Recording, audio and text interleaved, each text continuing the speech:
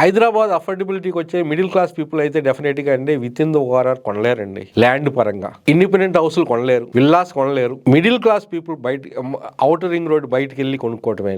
ఏది outer ring రోడ్కి, regional ring రోడ్కి ఒకటి.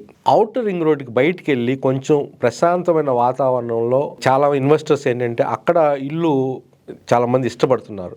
కాన్సెప్ట్స్ కూడా మారినాయి. ఒకప్పుడు ఏంటంటే ఓన్లీ చిన్న ఇరుకు ప్రాంతాలైనా కానీ ఉన్న ప్లాట్స్ ఉంటుంది.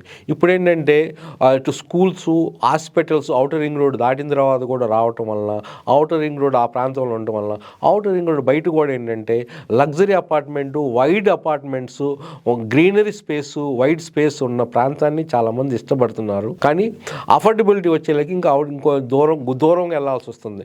ఇప్పుడు ఒక అడ్వాంటేజ్ అవుటర్ రింగ్ రోడ్డుకి, రీజనల్ రింగ్ రోడ్డుకి మధ్య కొంత గవర్నమెంట్ కూడా ఏంటంటే ఆ సామాన్యులకి, ఇది మిడిల్ క్లాస్ ఫ్యామిలీకి కూడా తగ్గట్టుగా ల్యాండ్ ఎక్విజిషన్ చేసి అందుట్లో చిన్న కన్స్ట్రక్షన్ పీరియడ్గా తక్కువ రేటుకు అమ్మబోతున్నారు. అది ఇది రీసెంట్గా కూడా ఏంటంటే హెచ్ఎండిఏ కమిషనర్ కూడా సర్ఫరాజ్ నవాజ్ గారు కూడా చెప్పడం జరిగింది.